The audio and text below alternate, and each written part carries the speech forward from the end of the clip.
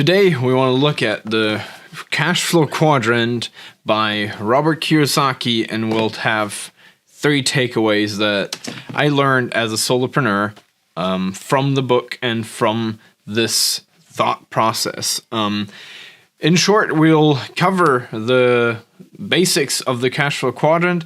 I will give my pictures and I explain my story to it.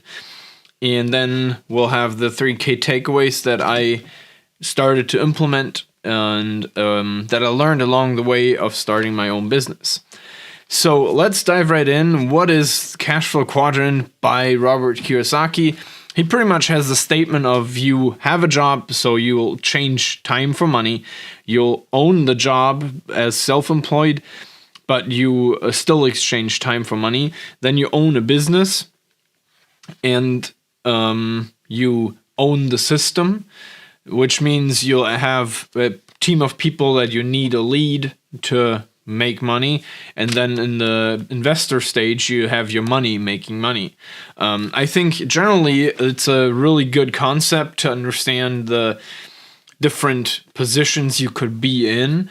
Now the question is, well, what does that mean for solopreneurs? Because we're talking about starting a business. So that is the first one is here you start off and digging in someone else's yard. My background is forestry and agriculture and farming, so I'll just stick with images from that and we'll get to the forest side in the end.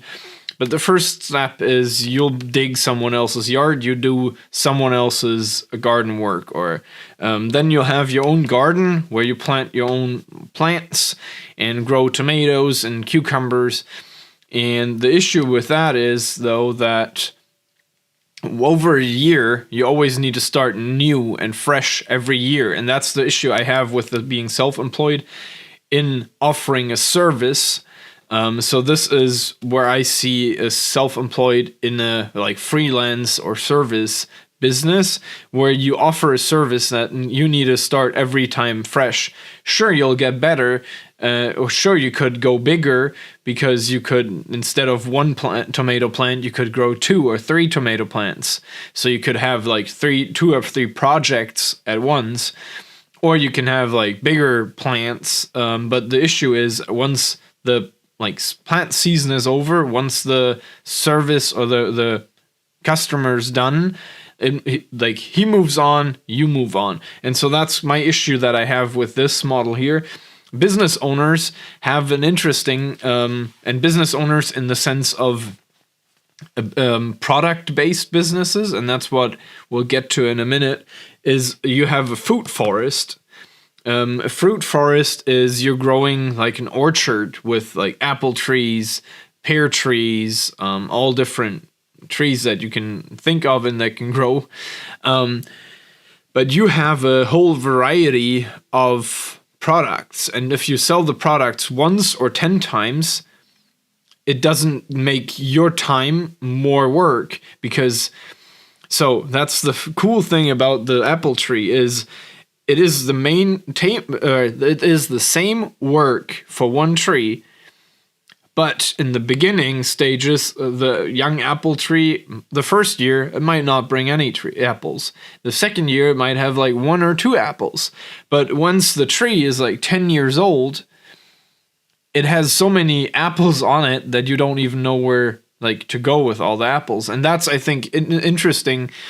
To observe and to implement in the business strategy is to start a business with products and then grow that product and that business, because over time it'll give you more and more fruit for your labor that you put in the beginning.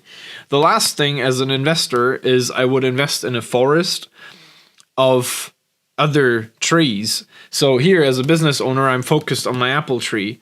As an investor, I'm focused on having more and more trees and also more and more different businesses, different people. And so over time, I have a full forest that I don't necessarily need to harvest fruit from, but I can harvest the forest in the end that I can cut down trees and harvest the timber.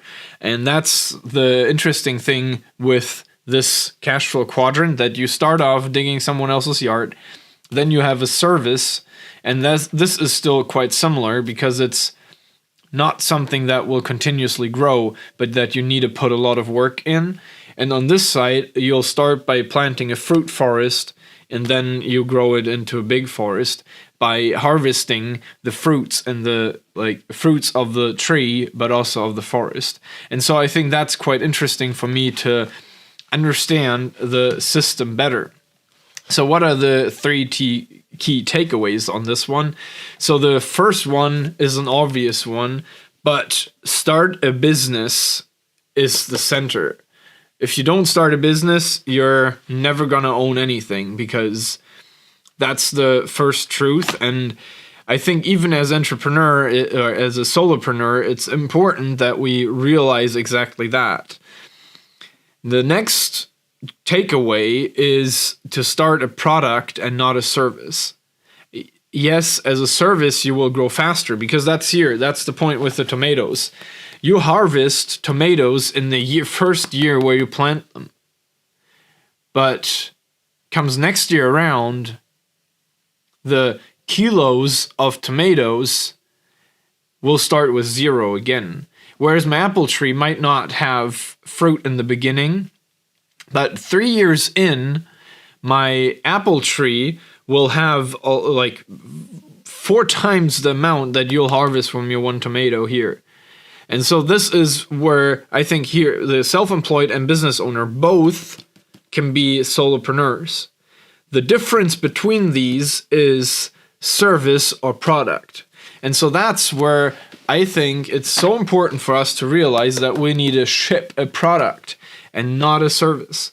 And the last one is, and that goes ties right into it, is focus on the long game. Grow a tree and not a plant, or not a tomato plant in that picture. Where will you be in 10 years? Because that's what matters. Don't try to get rich on hustling a service when you could as well start on the side with a micro product and then grow those trees and focus on that and not on the short-term outcome. Because the number one mistakes that we all do is we think too short-term. And don't look like, oh yeah, I need to make the money in 3 months. Maybe.